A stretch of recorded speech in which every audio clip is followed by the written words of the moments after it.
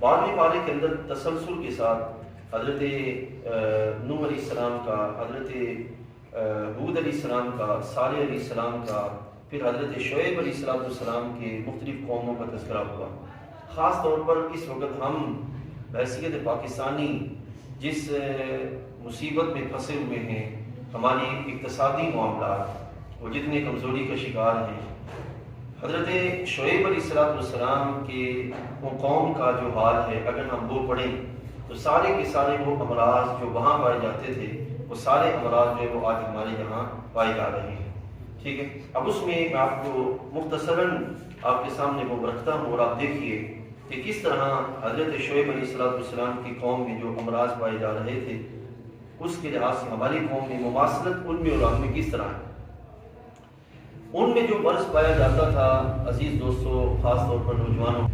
وہ یہ تھا کہ ناپتول میں کمی کرتے تھے، ناپتول میں کمی کرتے تھے۔ آج ہمارے ملک پاکستان میں بھی جو مرض ہمیں درپیش ہے وہ ناپتول میں کمی ہے۔ ٹھیک ہے، آپ نے جب انہیں منع کیا کہ ناپتول جو ہے وہ کمی نہ کرو، تو ساتھ ہی بیان فرمایا کہ اگر تم جو ہے وہ ناپتول میں کمی کرو گے تو تم پہ عذاب آ جائے گا۔ ہمارے اس وقت ملک پاکستان میں بھی یہ ہے۔ اور پھر آپ نے فرمایا کہ اگر تم ایسا کرو گے تو ایک تو عذاب آئے گا اور دوسرا زمین پہ فساد آ جائے گا۔ آگے سے انہوں نے جواب یہ دیا کہ اے شعیب علیہ السلام، کیا تمہاری نمازیں، یہ انہوں نے طعنہ دیا کہ کیا تمہاری نمازیں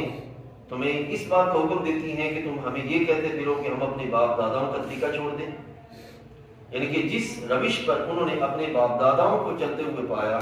خود بھی وہ اسی روش پہ چل رہے تھے، اور جب انہیں کہا کہ آگے چھوڑ دو تو انہوں نے کہا کہ یہ کیسے ہو سکتا ہے کہ ہم اپنے باپ داداؤں کی روش کو چھوڑیں۔ یہاں کی بات یاد رکھیے گا، جب کوئی قوم باقاعدہ کسی برائی میں پلتی پروان چڑھتی ہے نا، تو پھر ایک وقت ایسا بھی آتا ہے کہ وہ برائی ان کے نزدیک برائی نہیں رہتی،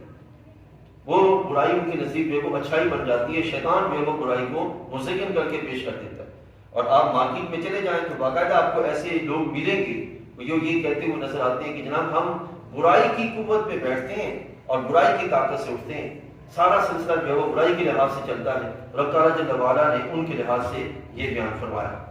اور پھر رب ذوالجلال جل وعلا نے حضرت شعیب علیہ السلام کے یہ سارے پہلو بیان کرنے کیے، اور پھر اس کے لحاظ سے ان پر اللہ تعالیٰ کا عذاب آیا۔